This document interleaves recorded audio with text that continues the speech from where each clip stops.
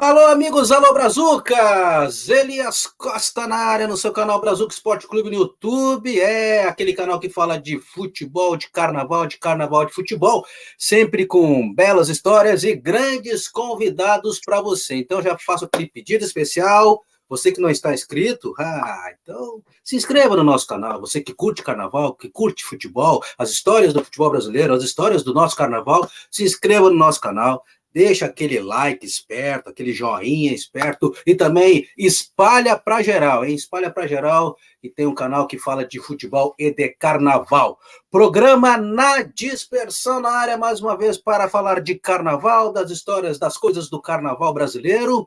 E continuamos com a nossa série, conversando e ouvindo histórias dos nossos compositores. Isso mesmo, os mestres, os que fazem as grandes obras que vão para a avenida e que muitas vezes ficam eternizadas para a história. Conversamos com Noca da Portela, Preto Joia, Paulinho Mocidade, Edson Vieira, do Carnaval de Porto Alegre, Andili, Vitor Nascimento, também do Carnaval Gaúcho, e muito mais. Felipe Filósofo também, Carnaval Carioca, passou por aqui. Então, muito mais, a gente ouvindo essas histórias maravilhosas desses grandes compositores. Conversamos há 2 programas atrás com o filho dele, exatamente, com Vitor Nascimento, juntamente com Andili, que fazem sucesso no Rio de Janeiro, eles que são do carro de som do Salgueiro. E esse gaúcho que é azul, e Porto Alegre, pelo que eu estou vendo, é azul no Rio de Janeiro. Roberto Nascimento, tudo bem? Muito obrigado por atender o nosso canal Brazuca Esporte Clube, nosso programa Na Dispersão, para ouvir as suas histórias sobre o carnaval e, lógico, sobre samba enredo, tudo bem? Tudo bem, Elias. Pô, em primeiro lugar, deixa eu agradecer, né, a lembrança, né, de estar sendo entrevistado no teu espaço, que eu vou confessar uma coisa assim bem rapidinho, né? Eu tô aí na vida, vamos dizer, artística há 33 anos, né? Comecei em 1990. Mas eu comecei na noite e tal, né? Mas eu nunca me vi nesse lugar, cara. Sinceramente, não é falsa modéstia nem nada.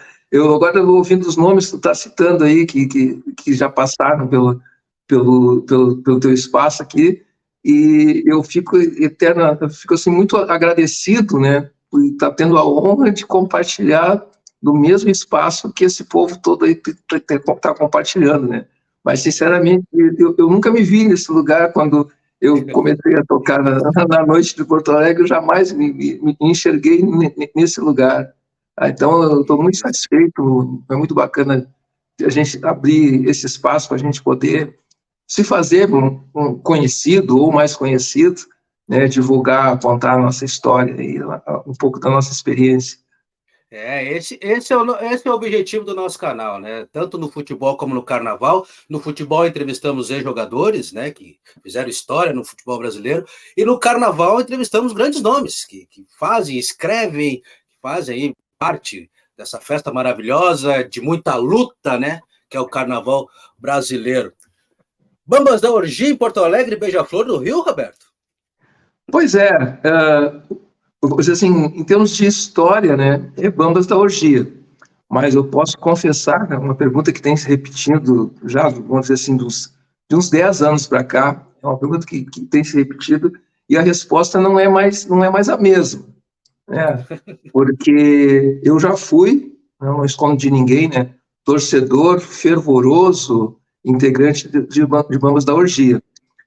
Mas os caminhos que o carnaval me levou, né, que o samba me levou, me conduziram também a hoje não ser um torcedor exclusivo dos Bambas, né? Eu jamais vou deixar de torcer pelos Bambas, inclusive faço parte ainda da escola, né, na questão dos trabalhos com a velha guarda musical e a velha guarda da bateria, né?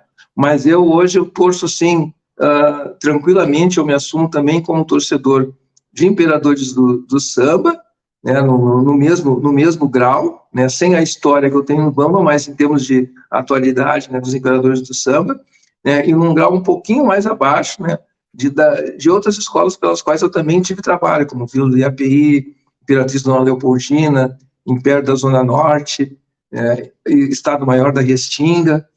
Então, eu sou, antes de tudo, um carnavalesco, mas o coração não é exclusivamente azul. Isso eu posso dizer tranquilamente hoje, e sem constrangimento nenhum. E também confesso que isso acontece muito com quem trabalha na mídia, quem faz, como no meu caso, cobertura de carnaval, né? A gente acaba torcendo, eu também tenho a minha escola, sou Bambas da Orgia aqui em Porto Alegre, Salgueiro, no Rio de Janeiro. Rio de Janeiro aqui não tem discussão. No Salgueiro eu também sou torcedor, não tem jeito. Até de chorar na avenida. Mas, principalmente em Porto Alegre, a gente acaba torcendo, claro, para as agremiações, mas também para que tudo dê certo, né? Tanto no Rio, mas que dê tudo certo na avenida, que seja um belo espetáculo. E, logicamente, torcemos para os amigos, né? Que a gente faz em todas as escolas de samba, isso que é maravilhoso, né? Nesse nosso trabalho, tanto do seu lado como músico, como no meu caso aqui, que é na reportagem. Isso que é bacana. Né? Ninguém quer ir para a avenida para ver desastre, né, Elias? Exatamente. Todo mundo quer ver arte, quer ver espetáculo, quer ver show, né? Claro, tem competição, né? Mas antes de tudo, um espetáculo, né? Que todas façam sempre um belo espetáculo. Mas, Roberto, quem foi o responsável por levá-lo a Bambas da Orgia? Como é que começou essa história? Cara, a minha história, como antes de ser carnavalesco praticante, né? Eu comecei acompanhando o carnaval por influência da minha mãe e do meu pai, né? Mas principalmente da minha mãe, né? Que sempre foi carnavalesca, assim, na juventude, de frequentar, fazer festa e tal, escola de samba, né? Mas depois, né? Eu como criança e tal, eu ficava junto com ela assistindo desfiles de carnaval, né? A questão da torcida pelo Bambas da Orgia veio por influência do meu pai. Ele, sim, o meu pai era torcedor fervoroso dos Bambas, a minha avó, a mãe dele, era baiana de Bambas da Orgia, mas eu custei a me definir como torcedor dos Bambas, até por causa do sentimento em relação à minha mãe, que ela era torcedora da Praiana, torcedora da Praiana, que tem um histórico de rivalidade com Bambas da Orgia, sim, até maior do que os Imperadores, né? Porque os mais antigos sabem disso. Isso, anos 60, anos 70. Exatamente. E então eu ficava assim, eu demorei a me assumir como um bambista pelo sentimento em relação ao coração da minha mãe, na época praianense, né? Mas a minha mãe morreu como bambista, né? Diga-se de passagem. Sim. Porque depois ela fez trabalhos com Bambas da Orgia, ela era costureira e virou torcedora do Bamba também. Mas quando eu fui me assumir como torcedor dos Bambas, eu tinha lá pelos 14, 15 anos, na época um pouquinho antes, eu tinha 13 para 14, no Carnaval de 77. Bambas em Templo de Portela, acompanhando pela televisão, eu e mais meu irmão, o mais novo depois de mim, que a gente ficou impressionado com o desfile dos Bambas, que estava sendo transmitido na televisão. Eu estava meio que dormindo na televisão, no sofá, e ele, Beto, acorda, olha o desfile do Bamba. E eu fiquei vidrado, né? E a partir dali, né, eu comecei a acompanhar mais de perto tudo, e aí criei coragem, né, de assumir como bambista, mas eu só fui virar um bambista efetivo mesmo depois dos 20 anos, quando prestei serviço militar e tal, aí resolvi criar coragem. Eu já tinha acompanhando os desfiles dos Bambas na arquibancada, né? 81, 82, na Avenida, né? 83. Aí, em 84, eu criei coragem de me candidatar lá a uma vaga na bateria, né? No tempo que se fazia teste para entrar na bateria. Olha só. Aí eu, por intermédio recorri a um vizinho meu, que era integrante do Bamba lá, me fez uma carta de apresentação, cara, tu acredita?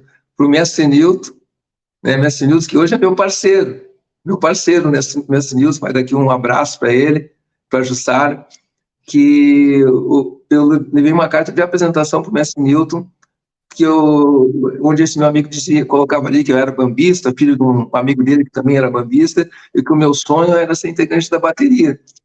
Aí eu comecei a ensaiar na bateria dos Bambas, né?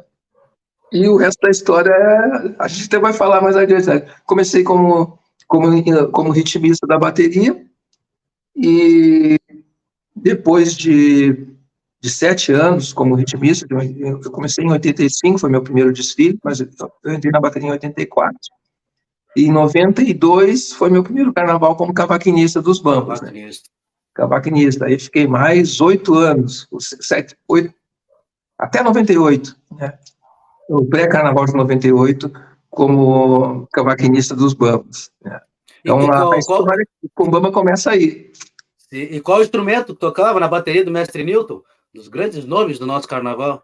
Na minha primeira fase da bateria, né, que foi a saída na minha primeira parte da minha história na bateria, eu tocava tarol, né?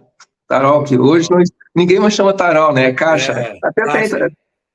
Até tem tarol, né? Mas tem aquela diferenciação, né? A caixa é mais larga, mas eu tocava o tarol mesmo. Toquei tarol, e mais tarde, aí já agora, perto dos anos 2000, quando eu deixei de desfilar como cavaquinista nos Bambas, e passei a desfilar, desfilei 4 anos na União da Vila do API, aí eu tive tempo de voltar para a bateria, né? Eu saía de cavaquinho na Vila do API e voltei a desfilar na bateria dos Bambas, aí voltei como surda, né? Meu primeiro desfile foi com surda de segunda, aí depois eu passei para surda de primeira. Aí os desfiles que eu fiz de lá para cá foram todos tocando surda. Que maravilha, que bela história. E o lado compositor, quando é que começou? O lado compositor, ele começa intimamente ligado à minha participação, depois que eu virei cavaquinista, né, na escola. Aí vai conhecendo um aqui, uma pessoa ali e tal.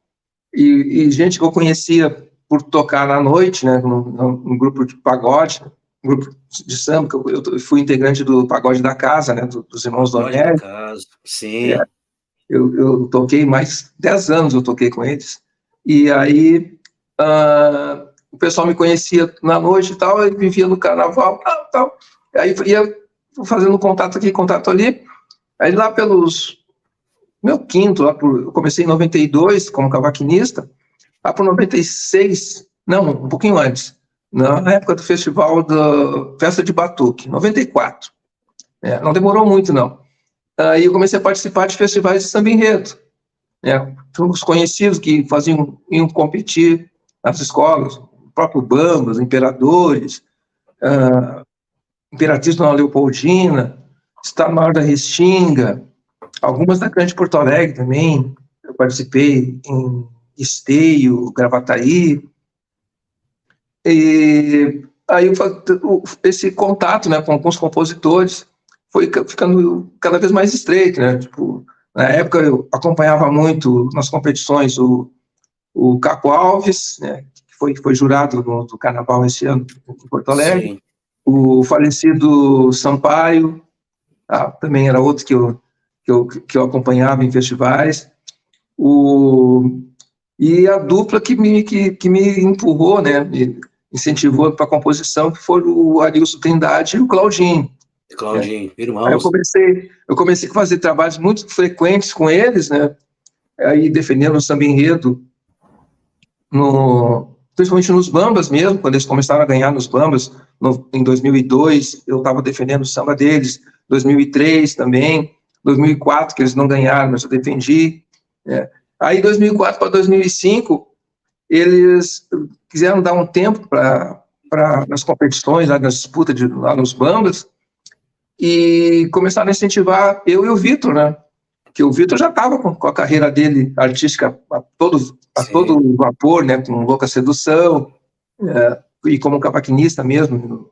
Ainda não estava nos Imperadores, mas já tocou em Acadêmicos da Orgia, tocou na Acadêmicos de Gravataí, e o Arilson e o Claudinho começaram a incentivar, não, porque nós não vamos participar lá no Bamba e tal. Quem sabe vocês criem coragem, assim, venderam, né, esse produto de compositor, né, de samba enredo para a gente, porque eles, não, vocês já sabem como se faz samba, porque eu acompanhava eles fazendo samba, né. Ainda tinha mais o Sandrinho Gessé na parceria deles, né? E eles precisavam de um cavaquinista, né, para ficar ali na produção, ali junto com eles também, né, durante o trabalho de compositor, né? Então eu já sabia de toda essa rotina, assim, não era novidade para mim. E foi em cima disso que o Adilson e o Claudinho insistiram, né, para que eu e o Vitor a gente encarasse isso aí, né? E eu sabia, eu sempre tive facilidade na questão de texto, na parte histórica, interpretação, sintetizar, uma coisa assim, uma facilidade que eu sempre tive, né? Essa questão assim, de trabalhar com texto, né? E eles insistiram. Aí em 2003, 2004, para o Carnaval de 2005, a gente criou coragem e resolvemos sentar na frente do computador, o Vitor com o cavaquinho, e pensar em refrão, primeira, segunda, refrão do meio, efetivamente. Então, começou ali na competição do Carnaval dos Bambas de 2005. O tema era a mitologia grega. E aí saiu o nosso primeiro samba em competição, e depois a parceria era para ser eu e o Vitor, mas aí a gente ficava discutindo tanto com o Arilson e o Claudinho que aí se juntaram, não, vamos terminar esse samba junto. Aí acabamos terminando o samba juntos, nós quatro, aí ficou a parceria desse primeiro samba, ficou eu, o Vitor, o Arilson e o Claudinho. E o Claudinho, que belo. E até você explicou aí que você é mais chegado na questão da letra, né? Como é que funciona, principalmente com o seu filho, o Vitor Nascimento, como é que funciona esse processo de composição de vocês? Isso aí até por um espaço que eles mesmos deixam, né? No caso ali, entre o meu outro filho, né? Que na referência ao Andy, o Andy me adotou como pai. Ele me adotou como pai, uma coisa assim que me honra muito, né? Porque eu conheci o pai dele, excelente pessoa, parceria, né? Mas no dia do sepultamento do pai dele, ele já tinha ali mais de 10 anos de amizade com o Vitor, 15 anos mais ou menos, né? Então a gente já tinha esse contato bem próximo, tudo. Apesar de eu não morar mais com o Vitor, já tinha me separado da mãe dele e tudo, mas a gente sempre estava tendo contato, né? Ele frequentava a casa do Vitor, tudo. Aí no falecimento do pai dele, ele se abraçou em mim e disse que a partir daquele dia eu ia ser pai dele, né? Então, os nascimentos têm essa ligação aí. Né? Foi um espaço que, quando a gente começou a fazer samba juntos, né, eles mesmos deixaram, né, abriram mão, no primeiro momento, né, dessa questão a gente chama de destrinchar o enredo, né, fazer aquela primeira burilada na sinopse, eles abriram mão e deixaram para mim. Né? Não, Roberto, depois que tu faz a tua leitura aí, define quais são os principais tópicos e tal, e aí a gente vai discutir a questão da letra mais a fundo e melodia. Mas, assim, naturalmente, né, eu comecei assumindo a quase totalidade da parte da letra, né, e eles ficam na melodia. Claro, de vez em quando a gente, depois de estar aprontando, ou em vez de aprontar, se discute, eles têm ideias também, e a gente discute as ideias, né? Então, apesar deles não irem a fundo na questão da sinopse e tudo, mas tem aquelas coisas assim que vem na cabeça, né? Ver se cabe, se não cabe e tal, e a parceria vai caminhando dessa forma, né?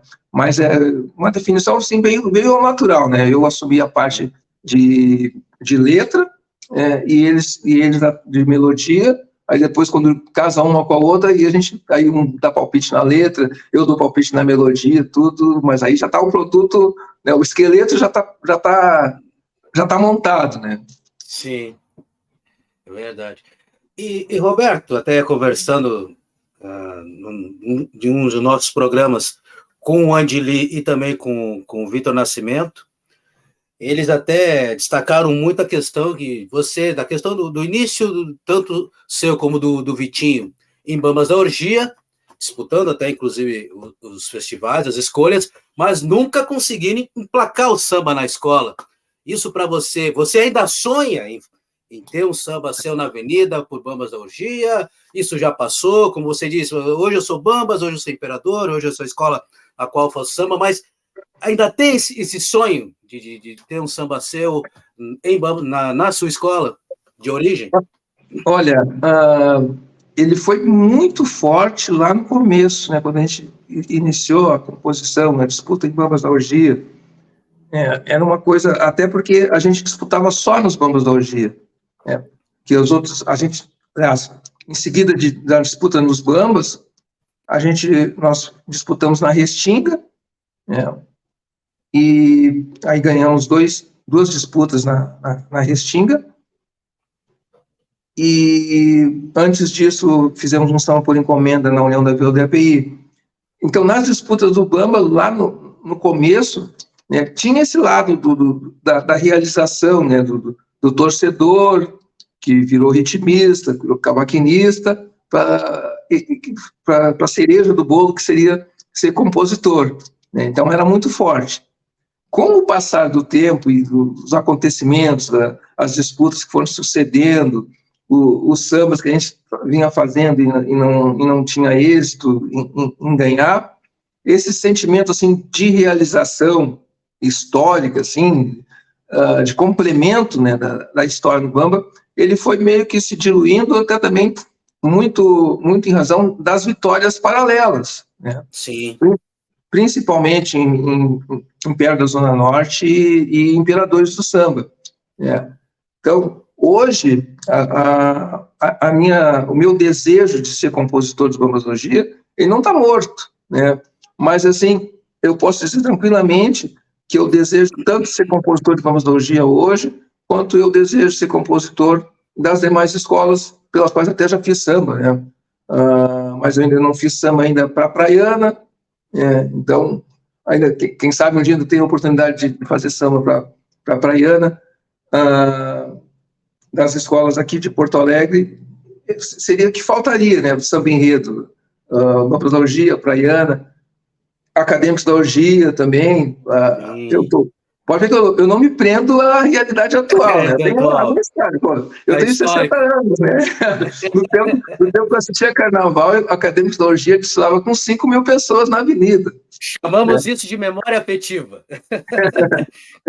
Então, mas eu tenho esse desejo, sim, mas não é aquela coisa assim que eu só vou me realizar quando isso acontecer, né? Graças a Deus, a gente vem tendo conquistas aí que vão realizando e contemplando o nosso esforço e o nosso trabalho, né? De modo que, até por compensação, né, a gente não se realizou como compositor de samba enredo em Bambas da Orgia, mas em contrapartida a gente vem conquistando vitórias paralelas que nos deixam tão realizados quanto.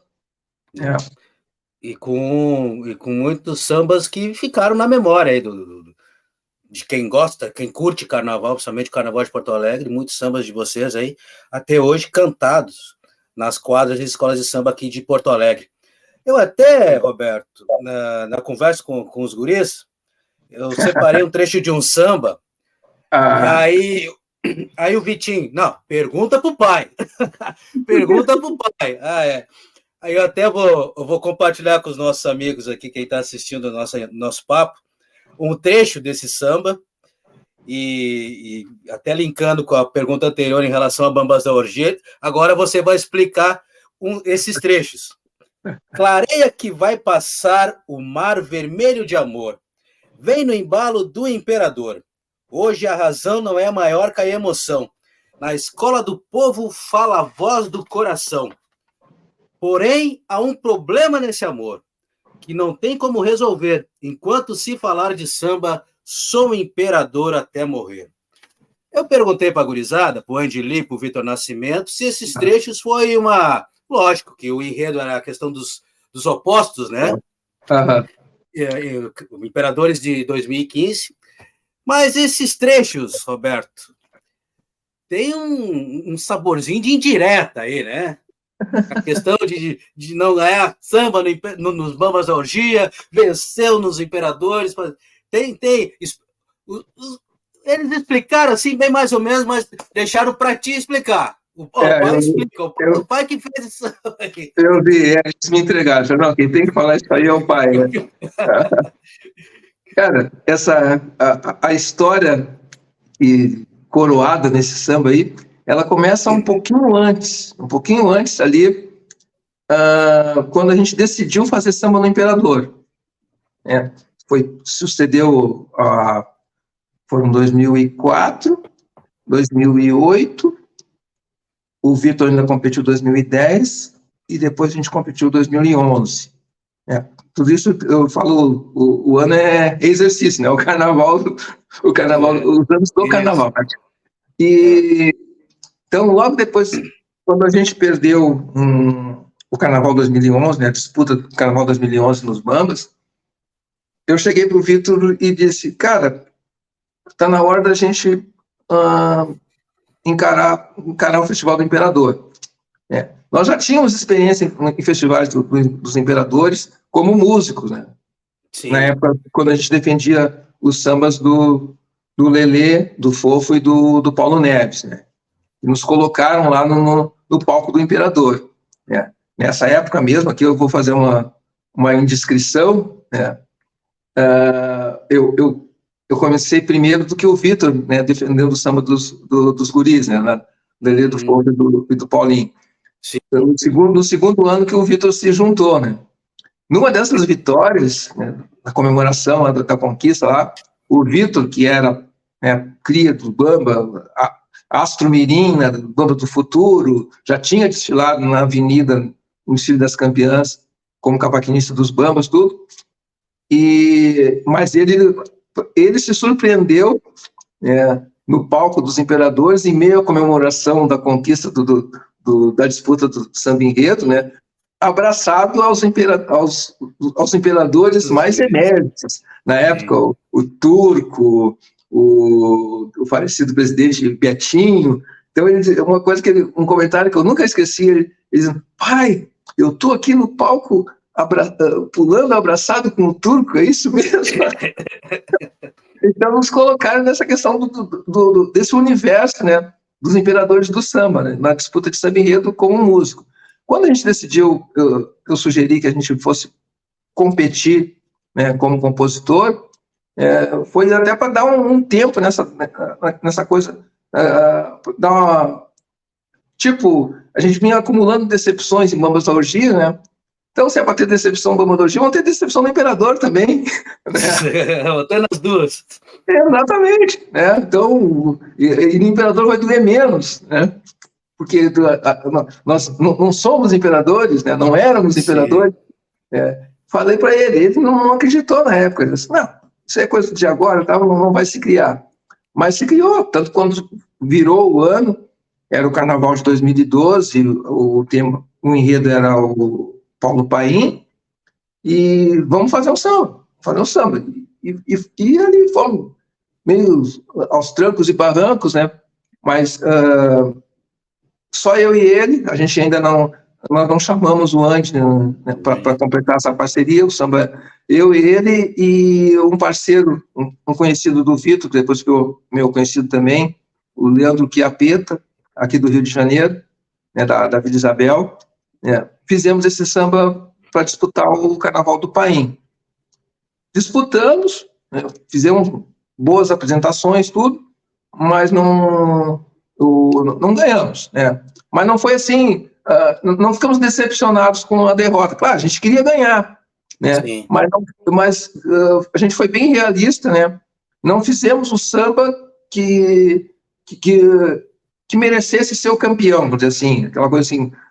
Mas a gente abriu as portas ali se abriram para a gente não foi discriminado de maneira alguma, muito pelo contrário, a gente foi muito bem recebido lá, todo mundo sabia da nossa história, do nosso passado, nosso presente, né, de bambistas e tal, mas isso em nenhum momento foi demérito, né, do nosso trabalho na competição, na disputa dos imperadores. Então nós perdemos essa disputa do Paim, e eu disse para o Vitor, o ano que vem nós vamos voltar aqui de novo, e dessa vez, cara, nós vamos vir para ganhar.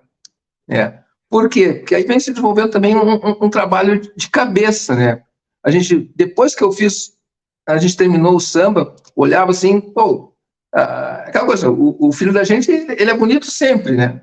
Sim. Mas analisando friamente, sim, ele podia ter ficado mais bonitinho, né? Então a gente sabia o que faltou, né? Faltou uma coisinha aqui, uma coisinha ali, né? E uma coisa que eu falei pro Vitor, cara, a gente tem que fazer o samba pro imperador, não é assim, aquela coisa assim, nós somos bambistas fazendo samba pro imperador, nós temos que fazer o samba pro imperador com o coração de imperador. Então vamos travestir, né? Vamos vestir o nosso coração de bambista em coração de imperadores e pensar como torcedor do imperador. E a partir disso, dessa mentalidade ali, de pensar,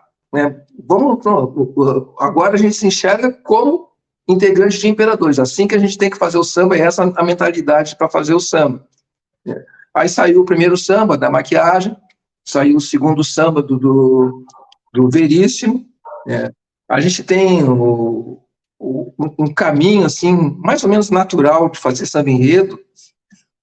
Antes de qualquer coisa, uma das primeiras coisas que nasce do samba enredo é o refrão da cabeça, e é um trabalho assim, principalmente do Vitor, né? Ele só pensa, ele pede assim alguma coisa assim do enredo, né, da sinopse.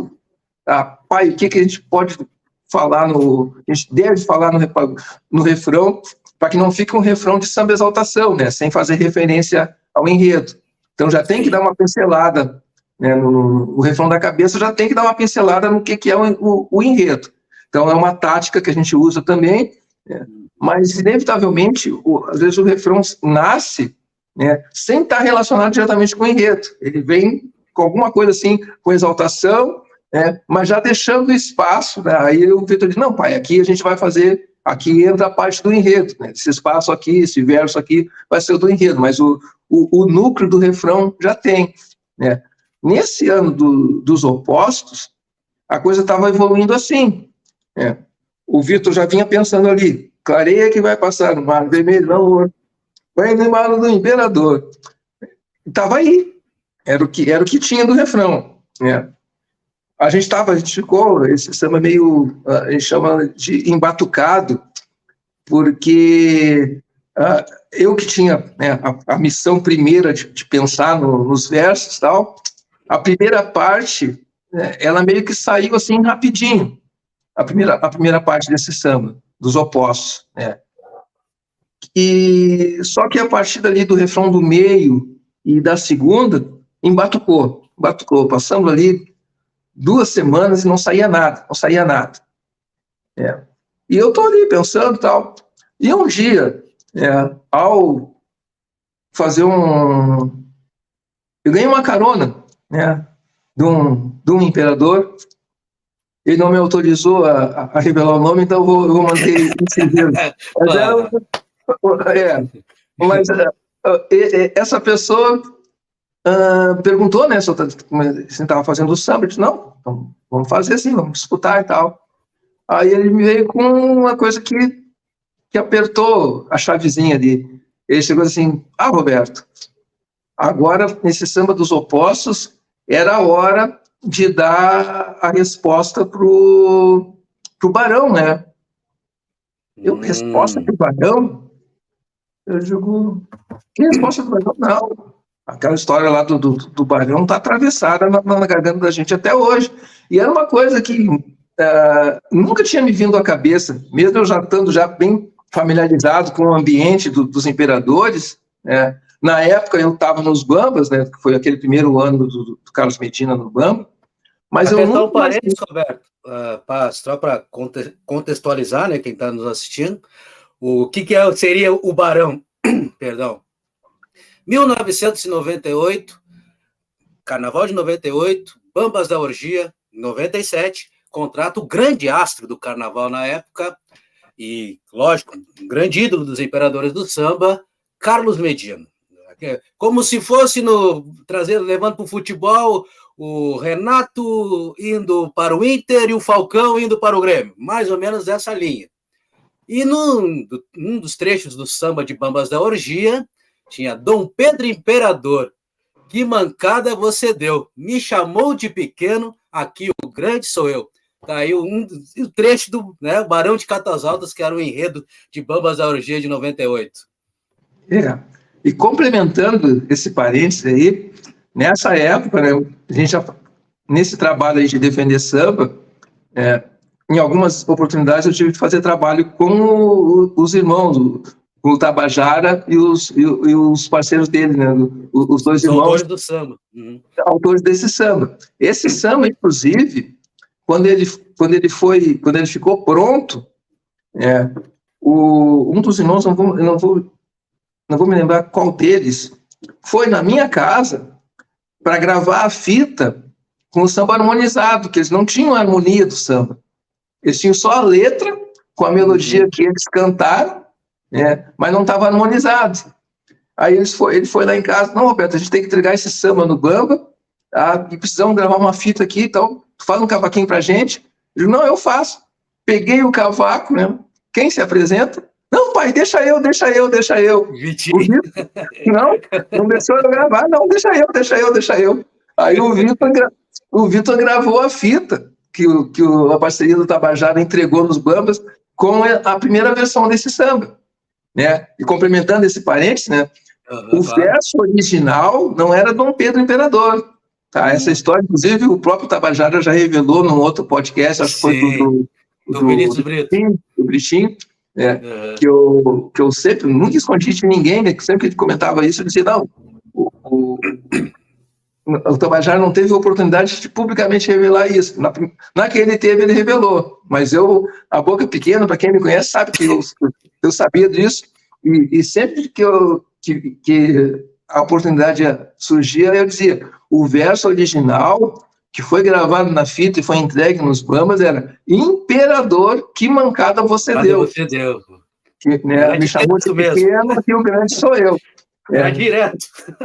Era direto. Aí na escola caiu como uma bomba e tal, né? O resto da história é conhecido, né? Sim, mas aí, voltando, eu não sabia, nunca, mesmo estando já familiarizado com o ambiente dos imperadores, mas nunca me chegou alguém comentou comigo que isso tinha causado tanto estrago, né? E esse imperador, né, torcedor do imperador, integrante do imperador, ao confessar isso para mim, eu digo, meu Deus do céu, ele, não, agora é a oportunidade da gente dar o troco do Barão.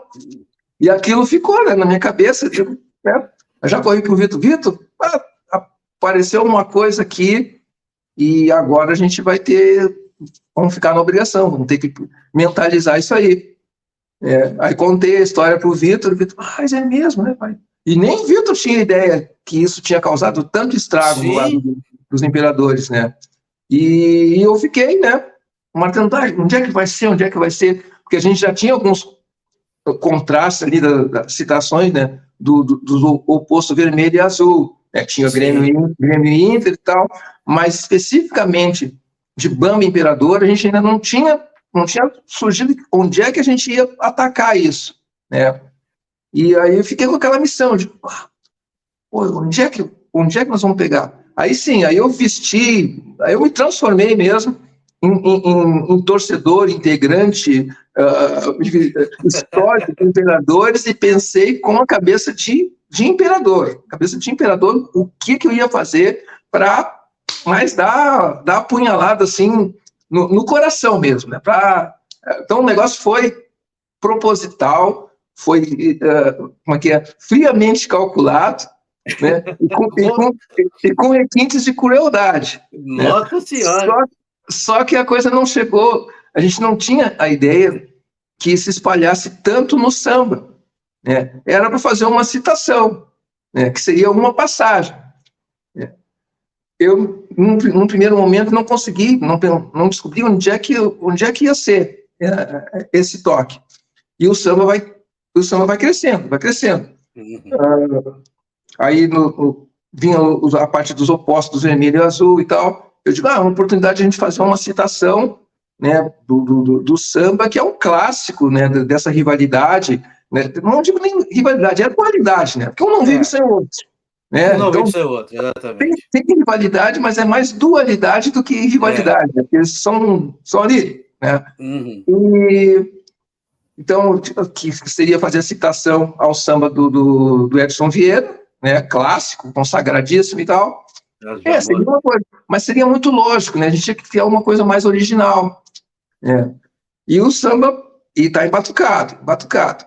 Aí um dia, veio a segunda parte. Saiu a segunda parte, o Vitor já completou com um pedaço lá, aí ficou ali em cima, né? Porém, há um problema nesse amor, enquanto se falar. Isso assim, fiquei 2 semanas com a segunda parte embatucada. Eu cheguei em casa depois do trabalho, numa sexta-feira, me tranquei no quarto, espalhei as minhas anotações, o release em cima da cama, fiquei olhando, daqui a pouco baixei a cabeça, foi tipo, sabe, psicografando, e em meia hora saiu a segunda parte do samba, assim, quase que todinha. Né? O Vitor completou em função da melodia, né, porque ele tinha melodia. Uma coisa assim, bem estranha, eu escrevo sem ter ideia nenhuma de qual é a melodia. É como se fosse uma poesia, né? Então, claro, algumas coisas eu tenho preocupação com métrica e tal, mas outras não dá. Né? Eu digo, não, aqui vão ter... Quem faz a melodia que vai ter que se virar de colocar essa divisão aí. Né? E então, a segunda parte veio quase que toda, o Vitor, em função da melodia, encaixou uma coisa que a gente tinha pensado, mas que não, na minha letra não entrou, que é aquela parte que fala do azul que ilude o céu contra o vermelho do pôr do sol. E da questão do vermelho e do azul, né? Sem ser especificamente de Bambelô. Vermelho e azul no geral. Né? Tem o vermelho e azul do geral, o vermelho e azul de Inter e Grêmio, e o vermelho e azul do Carnaval. Aí saiu essa segunda parte. O refrão do meio também está no batucado. Né? Aí o refrão do meio nasceu aqui no Rio de Janeiro. Nessa época, o Andy estava com viagens frequentes para cá, para acompanhar o Emerson Dias, e numa dessas resenhas com o Emerson Dias, saiu o refrão do meio, aquela coisa do tremeu lá em cima, o rugido aqui de baixo. Já foi o primeiro, sabe, a primeira referência ali, mas cercado de sutileza, mas quem... Né? O pessoal que é do meio tremeu lá em cima, o rugido aqui de baixo. Quem está lá em cima? É a águia. O rugido aqui de baixo. É o leão. Exatamente. Foi o primeiro toque ali, né, na questão da rivalidade Bamba-Imperador. Aí tinha a questão, o pedaço do samba do Edson Vieira, mas faltava a minha parte, né, que seria aquela mais cirúrgica. E eu não sabia exatamente onde é que ia ser. Aí eu estou no trabalho, no intervalo do trabalho, eu estou vendo na internet as letras dos sambas que estavam na disputa dos bambas. Os sambas concorrentes no Festival de Bambas da Orgia, Sim. Que era meio que concomitante com o dos Imperadores. Só que os sambas dos Bambas acabaram sendo divulgados um pouco antes do que os sambas do Imperador. E vendo os sambas do Bamba, eu vejo ali, até nem estava ouvindo, porque estava no ambiente do trabalho, né, então não tinha como ficar ouvindo ali o samba. Então estava só lendo as letras. Aí vi uma letra, vi a segunda letra. Na terceira letra, uma coisa bem assim, me chamou a atenção. Razão maior. Por que razão maior? Porque todos os sambas estavam se repetindo na questão da referência à razão maior. Razão maior aqui, razão maior ali, razão maior lá. Eu digo, razão maior. Eu digo, é aqui na razão maior. É um alusivo de Bambas da Orgia, né? Razão maior. Sim, a razão maior. É que na minha cabeça não veio isso, né? Mas se cristalizou quando eu vi as letras, né? Aí o pessoal, que me veio à memória, assim, o valor que se dá a autodefinição de Bambas a razão maior, né? Essa expressão, né? Bambas a razão maior. Aí eu digo, vai ser aqui. Aqui é o coração. Aqui é o coração, né? E ali estava falando um torcedor do Imperador e antibambista. Aqui eu vou te pedir licença fazer mais um parênteses. Claro, né? claro. Assim, passado algum tempo desse festival, eu estava aqui no Rio de Janeiro para acompanhar essa expulsa de samba enredo, e numa viagem, né, daqui de Copacabana para Nilópolis, estava numa van, estava o presidente, o então presidente dos Bambas e o então presidente do Imperador. Tava o Cleomar. Na época e Rodrigo. Rodrigo Costa. Isso. O Cleomar e o Rodrigo. Então a gente estava ali batendo papo, né? E o Rodrigo me provocou e eu contei essa história para ele. Né? Aí no meio da viagem, assim, o Rodrigo cutucou o Cleomar. Tá vendo aí, Cleomar? Tá vendo aí? Ó, é um bambista mesmo que tá fazendo, que fez isso. Não acredita? E o Cleomar disse, não, eu só acredito que eu tô aqui e tô ouvindo. Porque a expressão que eu usei foi justamente essa, né? Ali, na hora de pensar nisso, eu pensei como torcedor de Imperador e como anti-bambista. Eu digo, não, tem que dar no coração, tem que dar no coração. Só que, como razão maior, aí veio de cara das referências dos opostos, né? A razão e a emoção. A razão e a emoção. Aí eu já comecei a rabiscar. Quando o Vitor me veio com a metade da primeira parte, eu digo, cara, aqui a gente tem que fazer uma referência, mas é aquela referência à maligna. A maligna, a gente vai ter uma explicação, tinha explicação, né, os opostos aí, aquela explicação acadêmica, né, a gente fez o confronto, né, entre a razão e a emoção. Academicamente é totalmente explicável, né, mas tem a mensagem subliminar, né, que tinha que ser passada e ia ser passada ali. E eu ainda disse para ele, cara, tu tem que pensar essa melodia aqui para deixar uma pausa. Hoje a razão não é maior.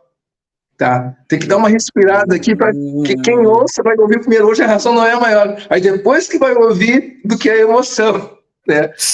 Eu tenho claramente do Vitor pensar numa melodia que desse essa ideia ali. Né? Uma ideia de duas partes, e não de uma parte só. Hoje a razão não é maior que a emoção. Não pode ser direto assim. Tem que dizer, hoje a razão não é maior, e dar uma respirada. Né? Do povo, e o Vinícius Machado, o intérprete, na época, fez muito bem isso. Né? Sim. Não, eles captaram na hora, quando o samba ficou pronto. Então, eu passei a frase para o Vitor para botar no refrão, aí completou, né? Aquela questão do refrão que tem a parte de exaltação, né? Que sempre tem alguma coisa de exaltação no refrão, e já a referência do enredo, que é a citação dos opostos, razão e emoção, né? Hoje a razão não é maior que a emoção, mas fala do povo, fala a voz do coração. Essa é a história do refrão. E aí, meu amigo, o estrago foi grande. Foi desfile. Foi coroado disso. Na gravação oficial do samba enredo, eles terminam o samba enredo, hoje a razão não é maior.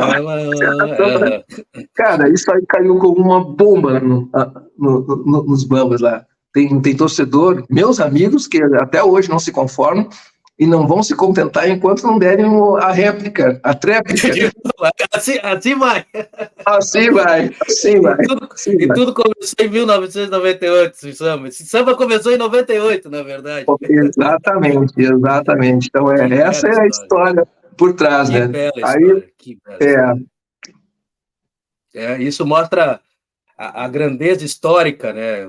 Falamos muito recente agora, de memória afetiva, isso mostra a grandeza da história do nosso carnaval, né? Do Carnaval de Porto Alegre. Tem espaço para esse tipo de história, tem espaço. Exatamente, sensacional. Estamos conversando... O mais gratificante de tudo, né, é a felicidade que a gente teve de acertar, de pensar, mas a gente não imaginava que a repercussão fosse ser tão grande. Era aquela coisa assim, de colocar ali, se colar, colou. Né? A gente temia, inclusive, que a própria escola não aceitasse isso, por achar que seria uma provocação, né? E era! Mas pensou em erro, não tinha nada gratuito ali. Não tem nada gratuito. Tudo que está ali está regulamentado pela sinopse, pelo enredo. Não tem absolutamente nada gratuito assim, não. vamos falar isso aqui, não, tá exatamente dentro do enredo, né? Então, mas mesmo assim a gente temia, né? Porque sempre tem aquela cabeça um pouco mais tradicional, mais conservadora, né? Assim como aconteceu lá em 98, que não deixaram de ser, né? Fizeram uma coisa redundante, né? Porque é redundante dizer Dom Pedro imperador, é redundante. Claro. Todo mundo sabe que o Dom Pedro é o imperador. É o imperador. Né? Exatamente. Então, a gente também a gente temeu um pouco também por causa disso, né? De repente, alguém mais conservador vai achar que é muita provocação, né, contra a Coirban e uma coisa mais água com açúcar, sei lá, né? Mas isso, em disputa passa um monte de coisa pela cabeça da gente, né? A gente até pode achar, não, fizemos um baita de um samba, tudo, o samba está pegando na quadra, mas lá no íntimo, não, mas pode ter alguma surpresa, pode acontecer isso, pode acontecer aquilo, tal. Mas graças a Deus a gente foi feliz na concepção do samba, na execução, e o resultado está aí, né? É verdade. Estamos conversando com Roberto Nascimento, grande compositor do Carnaval de Porto Alegre. Você curtindo o programa Na Dispersão, esse bate-papo sobre Carnaval. Roberto, eu queria até destacar outro samba campeão até do Carnaval. 2008, Império da Zona Norte, falava da história do samba. Belo desfile, talvez dos grandes desfiles dos últimos anos do Carnaval de Porto Alegre. E o samba de vocês também, né? Como é que você lembra da história desse samba aí? Eu vou confessar não, discorrer sobre uma preferência, né? Por estilo, assim, de composição, né, eu gosto de contar história. Então, eu gosto de contar história, uma coisa assim, que eu estou dizendo, contar uma história, assim, eu me realizo, né, porque aí, né, se tem uma história para ser contada, é o meu chão, né, e nesse enredo aí, quando eu tomei conhecimento dele, eu fiquei bastante motivado, né, que eu falava sobre a história do samba, né,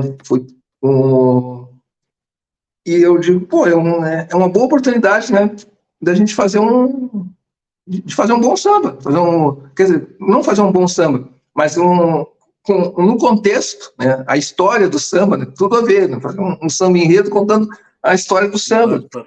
E aí esse samba, a gente teve a participação desse nosso parceiro, do Leandro Chiappetta, né, e então o samba foi feito um pouco em Porto Alegre, um pouco no Rio de Janeiro. Aliás, em Porto Alegre foi feito na minha casa, que eu vou te contar, a gente não se reuniu uma única vez para fazer esse samba. O Vitor, eu e o Vitor em Porto Alegre, mas morando em casas diferentes, e o nosso parceiro aqui no Rio de Janeiro. Rio de Janeiro. Foi tudo feito pelo o aplicativo de comunicação na época. Na época tinha Orkut, já não Facebook, acho que não tinha ainda. MSN, acho que é MSN. Isso. MSN, o bate-papo. Então foi tudo feito pelo MSN.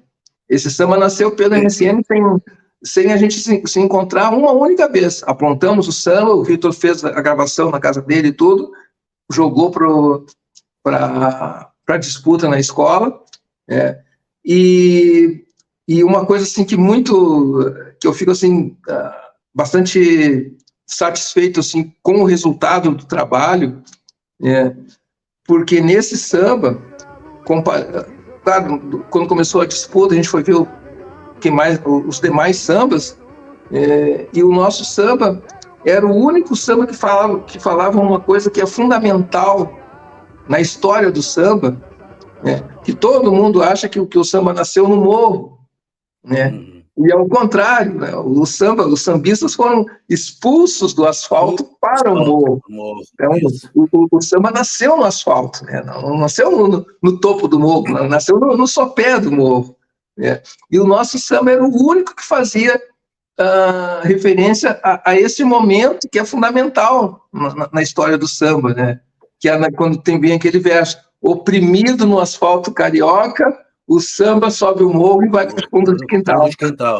Então, é uma das partes assim que eu fiquei mais feliz, né, por ter conseguido colocar, fazer essa referência, e também ali também no final dele, uma parte que aí é a minha preferência, né, eu sou apaixonado por samba enredo, né? Se me convidarem para fazer samba de meio de ano, eu até aceito, mas eu não nasci para fazer samba de meio ano, né? Eu me descobri como compositor, né, que eu nunca imaginei como compositor também, mas eu me descobri e me realizo um trabalho de composição fazendo samba enredo, né? Então, nesse samba mesmo, na segunda parte, no final lá, quando cito os vários tipos de samba, né? Mas como é que é o verso? Mas é o samba enredo, é na parte que faz a referência aos estilos e finaliza. É o samba enredo que leva a nossa bandeira. Agora fiz uma colinha aqui. Exatamente, é o samba enredo que leva a nossa bandeira. Faz a relação do samba enredo com o desfile da escola de samba. Que são as duas partes assim, que eu mais. As duas referências que eu mais curto do samba, essa questão do nascimento do samba, né, da explosão, da questão da origem do samba, né, e também da minha preferência pelo samba enredo. Então, já coloquei ali a cereja do bolo, né? Tem o pagode, samba de roda, aquela coisa toda, mas é o samba enredo que leva a nossa bandeira. Né? Samba campeão do Carnaval em 2008. Roberto, já aproveitando também, claro, o lado compositor, mas você também tem uma experiência como jurado de Carnaval. E até normalmente, com os compositores que passaram por aqui, pelo nosso programa, normalmente eu pergunto o que é necessário para um samba ser nota 10 ou um samba se tornar inesquecível. Eu vou fazer diferente com você. Vou aproveitar essa experiência como jurado e te perguntar como é que funciona, qual é o seu critério de julgamento? Como é que seu critério de avaliação em relação ao samba enredo? Olha, a primeira coisa, a gente quando vai julgar um samba enredo, tem a primeira coisa que tem que chamar a atenção é a adequação do samba enredo com a proposta da escola. Então, eu tenho que ler o samba, né, e entender, né, não precisa ser a fundo, mas eu tenho que ter uma ideia, né, lendo o samba, ouvindo o samba, de qual é a proposta da escola. Então, essa é a primeira coisa o primeiro critério que eu uso, né, é a questão da adequação. Né? Então, eu tenho que estar ouvindo o samba, do refrão, da cabeça, o refrão do meio, a primeira, a segunda, eu tenho que enxergar ali a escola está falando sobre o quê? Qual é a proposta? Qual é a história a ser contada? Né? Então, nesse ponto aí, tem sambas que já, na arrancada, tu já põe a letra sem ouvir melodia, sem nada, mas tu põe os olhos na letra e tu já entende a proposta.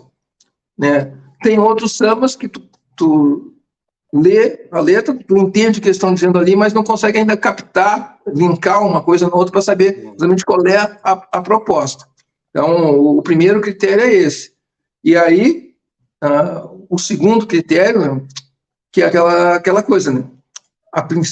No princípio da disputa, da competição, todo mundo é nota 10. Né? Sim, o que vai fazer com 10.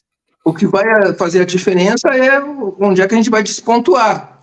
Né? Então, aí a gente precisa, né, muito dolorosamente, né, se vestir de jurado, né, que eu faço isso, não vou dizer que eu fique com remorso, né, porque eu estou dos dois lados, né, mas a gente tem que ter essa consciência aí que tem que...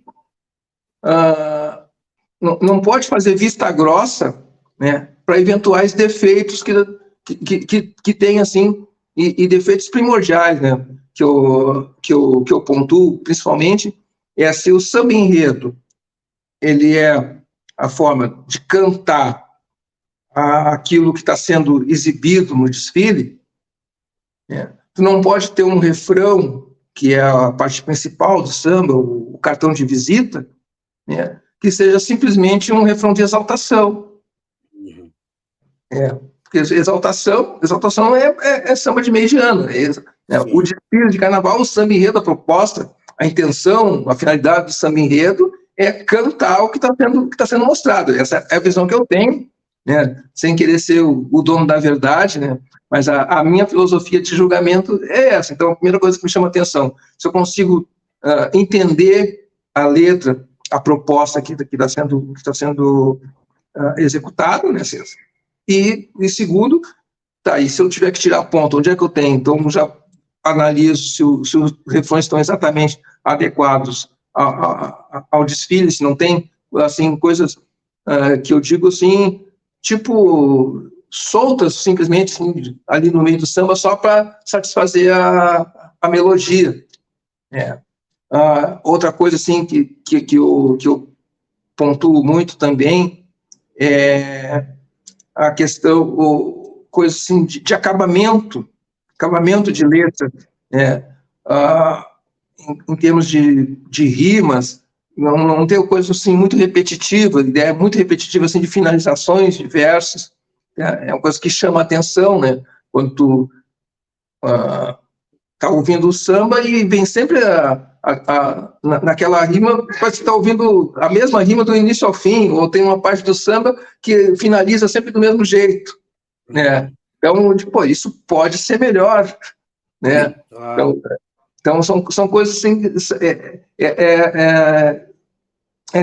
nesse ponto aí, nesses itens que eu vou para fazer a pontuação, né? Melodia também, coisa assim de melodia muito repetitiva.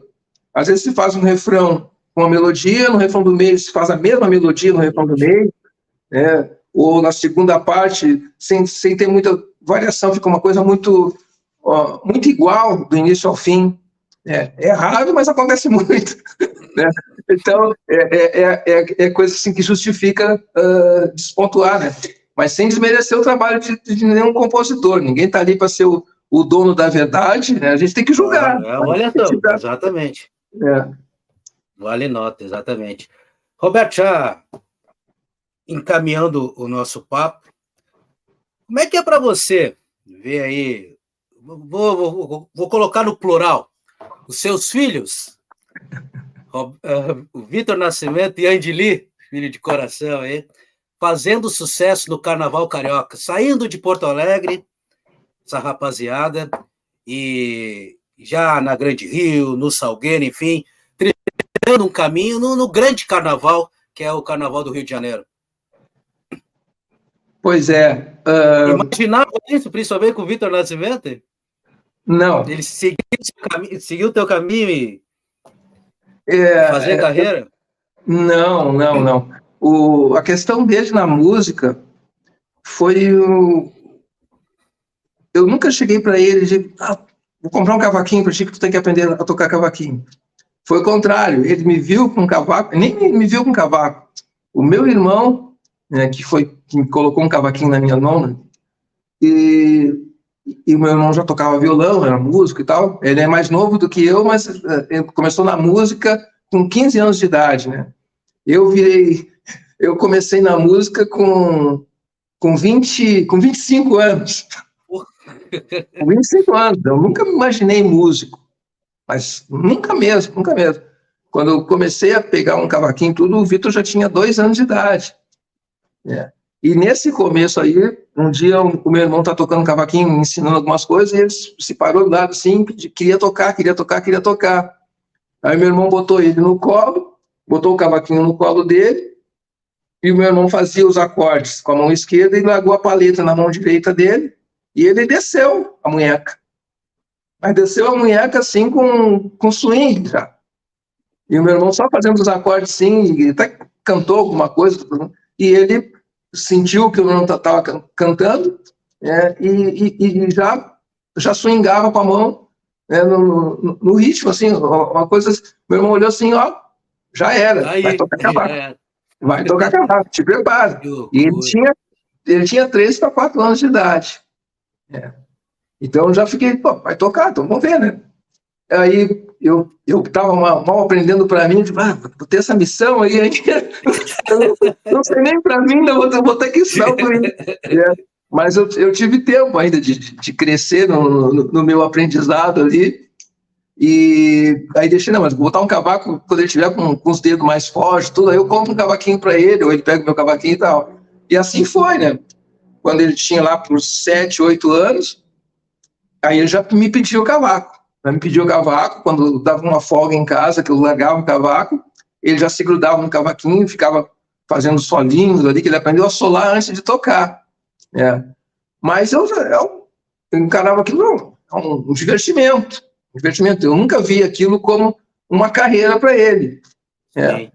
Mas a coisa foi crescendo, ele foi se dedicando, e aí quando eu tinha um cavaquinho, então uma coisa que ele ficava meio constrangido, que quando eu trabalhava o dia inteiro, chegava fim de semana e eu tocava em banda, tudo, tinha que ensaiar minhas músicas e tal, o repertório, né, tinha que ficar passando alguma coisa em casa, e aí ele ficava constrangido de me pedir o cavaquinho quando eu estava ali praticando e tal.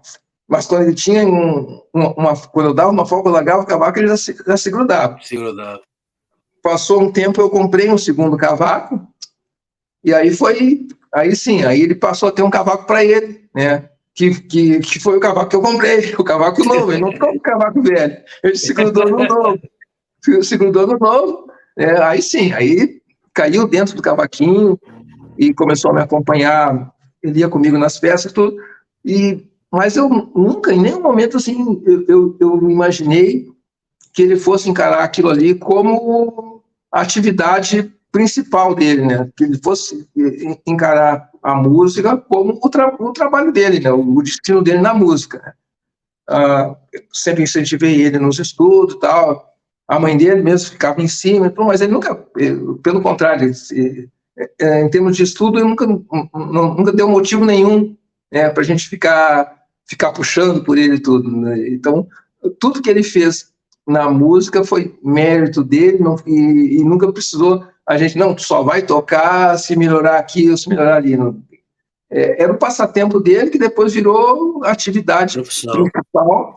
Ele concluiu o ensino médio e em seguida já estava... Aliás, antes de concluir o ensino médio, ele já estava tocando no Louca Sedução. E, claro, já me acompanhava no carnaval, tudo, mas eu via no carnaval também a mesma coisa. Eu via ele no carnaval, claro, a atividade dele era a música, né? É a música até hoje. Né? A música, para mim, era uma atividade, ainda é hoje, atividade paralela. Né?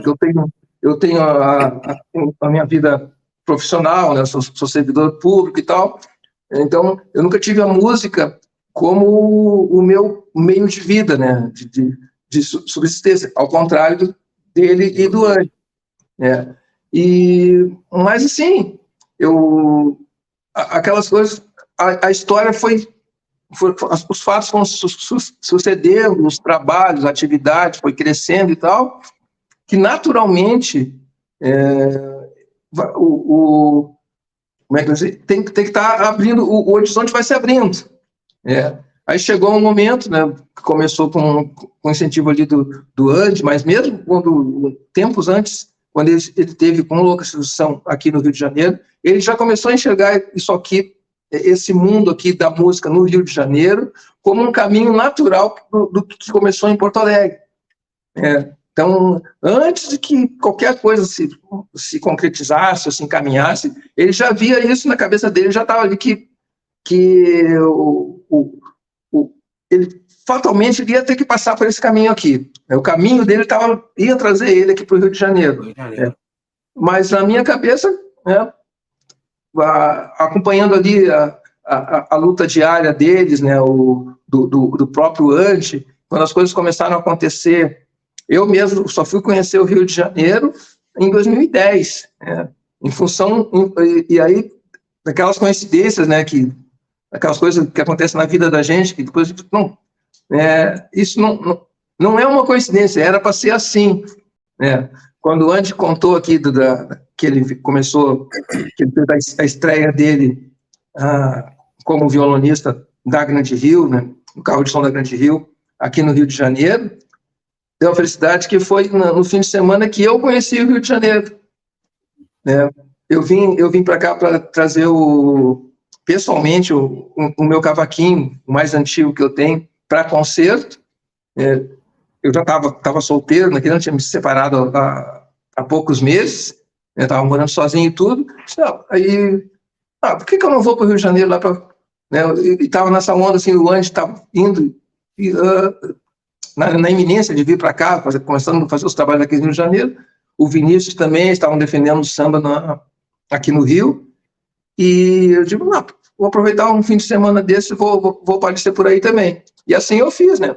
E deu a coincidência, né, que na estreia do Andy aqui no Rio de Janeiro, eu estava lá para assistir, gravei, tá no YouTube, a primeira apresentação dele lá, e o vídeo quem fez fui eu. né? E já nessa época, já tinha os convites, inclusive, para o Vitor vir para cá também. Mas o Vitor tinha toda a vida dele na banda, ainda demorou uma meia dúzia de anos. O Andy veio, definitivamente, veio um ano antes do Vitor. Então, quando eu vi que estava se encaminhando para isso, né, foi uma coisa que me deixou profundamente agradecido, né, vendo assim que é o trabalho deles, né, o esforço deles, né, trouxe eles para essa realidade aqui, né, o talento deles. E esses dois, assim, eles não são... Eles parece que eles foram separados no nascimento, né? E aí foi cada um por um lado, um dia se encontraram e juntou ali a simbiose dos dois ali, um troço que a coisa é divina, dá para dizer assim, a relação deles é uma relação divina, porque eles se encaixaram, um complementa o outro, um não vive sem o outro, brigam, um briga com o outro, mas eles brigam e discutem, tudo. E eu, né, eu comecei, quando eu vi essa realidade, sim, eu digo, pô, que bom, então só eu torço, me realizo cada vez que vejo, e vejo, assim, depois que eles vieram para cá, tudo que eles têm conquistado, e eu procuro me fazer presente, né, para acompanhar, para torcer, para ajudar, né? Então, isso está me trazendo até num futuro bem próximo a me estabelecer aqui no Rio também, né? Me emociono, não tem como, não tem como, né? Não tem como. O primeiro desfile do Vitor aqui no Rio de Janeiro, eu estava assistindo na arquibancada com o Fofo. Perguntar para o Fofo vai contar essa história. Eu chorei do início ao fim, cara. Imagina. Chorei do início ao fim, assim, porque a gente sabe a história deles, a dificuldade. Um pensa que, tá no Rio de Janeiro, né? Cidade maravilhosa. Né? Não é assim, não é isso aí. O pessoal só vê, quem vê o close não vê a correria. Né? Exatamente.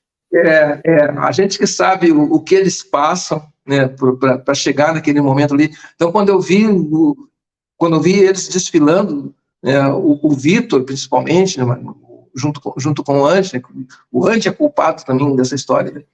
E eu vi na avenida ali, quando o carro de som, eles chegaram, passaram na frente do setor 1 ali, foram pro carro de som, tô legal, tô filmando, deu arrancada, tudo, né? Então, na hora que era o desfile do Império Serrano, estava no grupo de baixo, no Carnaval de 2017. E quando arrancou, que saiu ali do setor 1 para entrar na avenida, aí eu fui às praias, não teve. Não teve como segurar. Não teve como segurar, porque passou todo aquele filme, assim, né, lá do início, não tem. Né? E cada vez que entra na avenida, né, que eu estou tendo a felicidade de estar acompanhando, o filme passa. Hoje eu choro menos. Né? É emocionante tudo, né? E aí eu até peço licença, né, para fazer para contar uma outra parte dessa história, né, que é uma realidade que eu vivo hoje, né? que também me traz aqui para o Rio de Janeiro, porque tem a história, né, que eu coloquei ele nessa vida, né, intencionalmente ou não, né? Sim. Eu fui a grande motivação dele de gostar da música, né? Porque ele me acompanhava, e me acompanhava mesmo, de ficar ali grudado, né? Prestando atenção em tudo que eu fazia. Teve uma época, quando ele começou a tocar cavaquinho lá no Bamba, ele sabia o repertório, era o Porto Alex, o puxador, na época, ele sabia o repertório do Porto melhor do que eu. Sabia melhor do que eu. Por quê? Porque eu tinha pouco tempo de praticar em casa, eu trabalhava durante o dia, aquela coisa toda, né? E ele estudava no meio turno e o outro no contraturno ficava tocando cavaquinho. Ia tocar o quê? Tocava o repertório que ele via fazendo lá no Bamba. Né?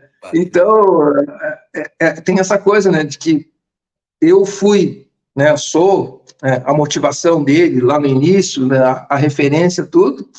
E hoje, né, graças a Deus, né, os dois me deram esse presente, né, de me colocarem aqui no Carnaval do Rio de Janeiro. Né, que eu fiquei sabendo essa semana, há poucos dias atrás, né, que eles planejaram isso, né, de me convidar, de me colocar para sair com eles na Acadêmica da Rocinha. E aí aquela coisa assim, uma história, a inversão do início da história. Né?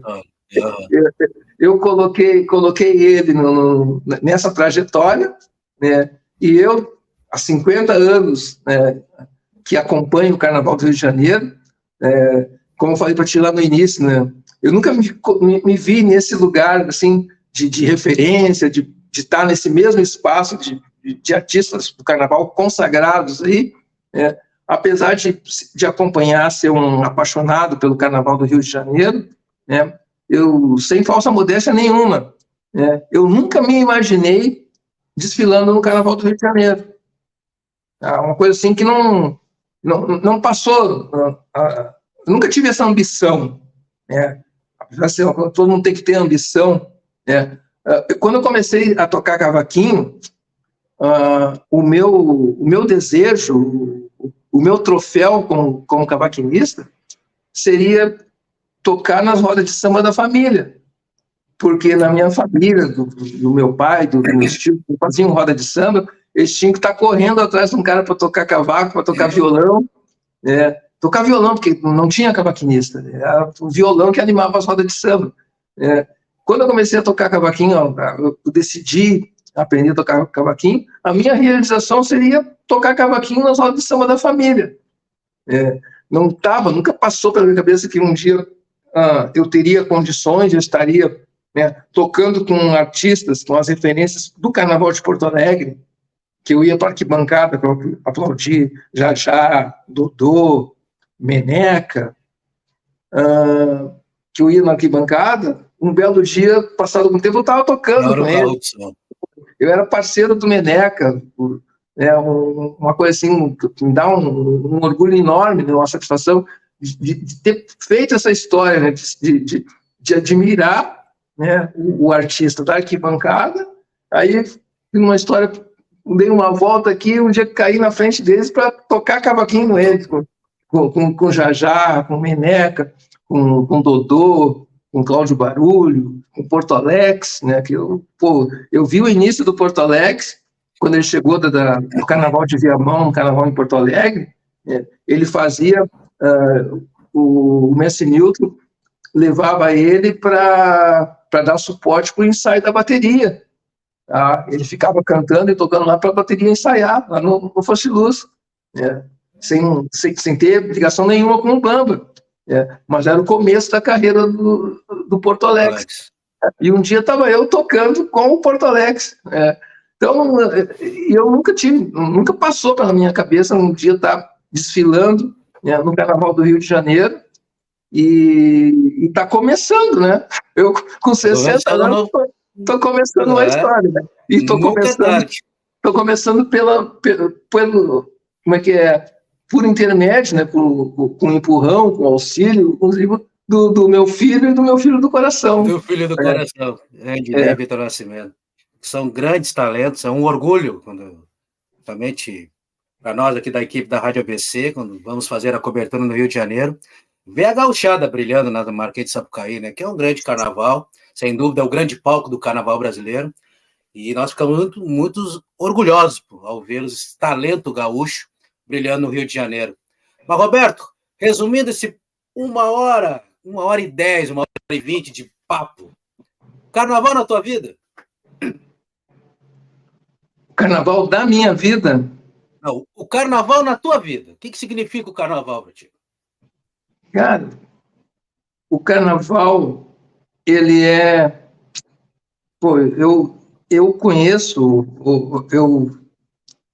eu vejo o carnaval desde meus 12,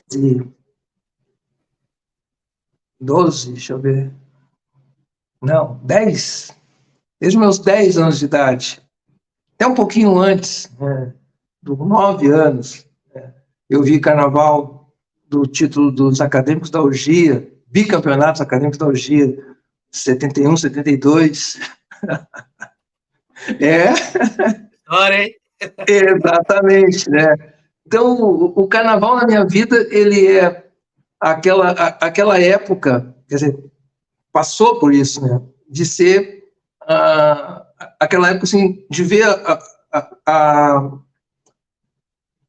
alegria das pessoas, aquela preparação que é feita durante um ano, para fazer aquela festa, aquele desfile, tá? Então, o carnaval, na minha vida, é a alegria, aquela atividade de extravasar, mas extravasar a alegria de realização como artista, que na época do carnaval a gente vira artista, né? São todos artistas, né? Do carro de som, do destaque, dos desfilantes, né? Então, o carnaval na minha vida é isso aí, essa realização de alegria, de arte, né? Que é uma coisa que eu não consigo ver, né, a minha vida, apesar de eu não viver do carnaval, né, mas sem o carnaval. Né? Porque o carnaval é aquela coisa assim, tu trabalha, tu estuda, e tem o carnaval. E tem a música. E tem a música. Tá? Então, é isso. O carnaval na minha vida é parte da minha vida. E graças ao carnaval, graças à música, que várias coisas aconteceram. Tem a história do meu filho, né, dos meus amigos, que também relacionados com o carnaval. Então, o carnaval está nas entranhas da minha vida. Tá uma coisa assim, tá enraizado. Está enraizado. Claro, ficou mais enraizado, mas começou numa história, uma etapa assim, vou dizer até que tardia na minha vida, né? Porque eu convivo com o pessoal da bateria dos Bambas que entraram na bateria 10 anos antes de mim. Quando eu entrei na bateria, já tinha gente que estava lá há 10 anos, né, que eu convivo até hoje. Então, o carnaval faz mais parte da vida deles muito mais tempo do que a minha. Mas a partir do momento que chegou, né, não saiu mais. E é carnaval de Porto Alegre, carnaval do Rio de Janeiro. Nesse trabalho de julgamento, eu tenho ido, já vou para 5 anos, 5 carnavais, falhou um ano por causa da pandemia, eu sou jurado no Uruguai, em Montevidéu. Eu sou jurado de carnaval há 5 anos em Montevidéu. Então, é outro carnaval, mas é carnaval. É carnaval. É carnaval. Então, a gente vê as pessoas curtindo, cantando, vibrando com o desfile. Então, e as pessoas param para assistir, gostam, né? Estão ali porque gostam de ver isso, de ver o desfile de carnaval. Então, representa tudo isso, né? Que maravilha. Para encerrar mesmo, um samba que você não fez, não foi o compositor, mas que gostaria de ter feito, esse samba poderia ter feito, eu deveria ter tido a inspiração de fazer esse samba. Agora tu me pegou porque eu chego a ficar até arrepiado e emocionado, porque eu sabia que tu ia fazer essa pergunta, É que eu fiz pros guris, né? mas eu não queria, Assistir o programa. mas eu não queria que tu fizesse essa pergunta. Eu vou te confessar por quê.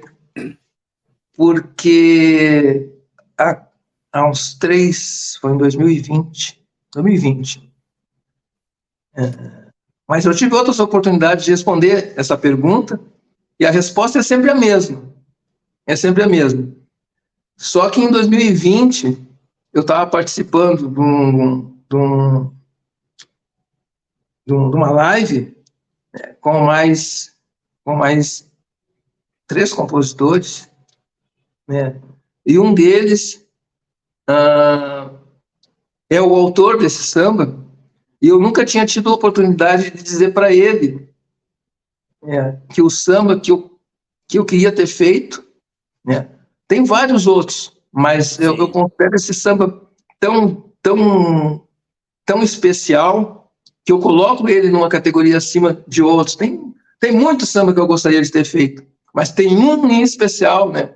E eu tive a oportunidade de dizer para o autor desse samba, né, que na época ficou tremendamente agradecido e emocionado, porque a gente convivia, a gente foi jurado juntos várias vezes, jurado de carnaval, e eu tive a oportunidade de dizer para ele, né, que o samba que eu gostaria de ter feito era um samba de autoria dele.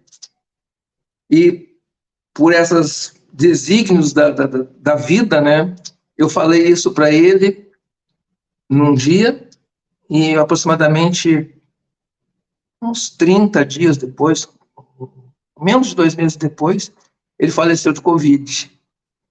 Pô, Que era o Tom Astral. Tom Astral. E o samba é o samba do budismo. Samba do budismo. Me arrebentou agora também aqui. É o samba do budismo. Grande Tom. Que Deus o tenha.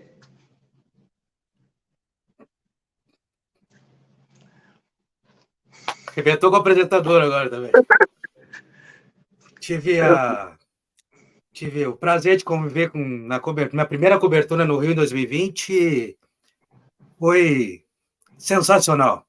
Ele abrilhantou a nossa cobertura com seu banjo, com seu samba, com a sua alegria, principalmente. Um grande parceiro. Que ele tenha muita luz. Ele tenha muita luz, que era um cara, porra, né? Não tive a oportunidade de ser parceiro de música dele, mas a gente fez vários trabalhos, né, juntos e pudemos conviver na questão de julgamento de carnaval, onde só fez eu crescer na admiração por ele, né? E eu tive a felicidade, né? Consegui dar essa satisfação. Está gravado isso, tem no Facebook, tá? Essa live, né, onde eu falei para ele, né? Quem quiser conferir, pesquisa lá, está lá, eu falei para ele, e ele ficou agradecido e emocionado por eu estar dizendo isso para ele. Eu tive que dizer, não pessoalmente, né, porque eu estava aqui no Rio, ele estava na casa dele, e eu acho que o outro integrante da mesa era o Fofo, e o mediador, eu não vou me lembrar agora quem era o mediador, né? Mas a resposta é essa, né? O samba que eu gostaria de ter feito era o samba do budismo, é um samba assim que eu acho... Se eu não me engano, é Protegidos da Princesa Isabel 2007. 2007, Protegidos da Princesa. Belíssimo samba, belíssimo samba. Belíssimo samba. Nossa Senhora. Rapaziada, esse foi o programa na Expressão. Tu me quebrou, mas eu te quebrei também. Foi quebrar nisso. Na hora não tem como não se emocionar. Porque era um grande, além de um grande talento, era um grande parceiro, um grande amigo, uma pessoa sensacional, sensacional. O pouco tempo que eu convivi com ele, adorei, e lógico que ficamos todos tristes, né, com a partida do grande Tom Astral, que até hoje está aí. Deixou pelo menos a sua obra para eternizar para nós. A obra está aí. a lembrança, é um cara que não vai ser esquecido. Não. Não tem como esquecer. Não tem como. É. Roberto, cara, muito obrigado mesmo por bater esse papo com a gente. Pô, eu que agradeço, mais uma vez. Registrado aí a tua história. Como eu disse no início, a ideia no nosso canal é sempre deixar registrada a história como uma forma de homenagem a vocês, né? Porque a gente sabe da luta que é fazer carnaval, a gente sabe que não é fácil, né? Não é fácil trabalhar com carnaval, fazer carnaval, mas como você disse, né? É algo apaixonante, é algo que está enraizado para quem é apaixonado pelo carnaval. Por isso que nosso programa está aí para uma forma para homenageá-los, né? Não só os compositores, mas todos aqueles que são apaixonados pelo carnaval. Eu fico muito agradecido, lisonjeado, né, com essa deferência. Né? Mas então, precisar da gente, sabe? Com certeza. Se a gente puder aí com o nosso com a nossa pouca bagagem, nosso pouco conhecimento, isso. O que a gente puder acrescentar, colaborar aí, pode contar, tá?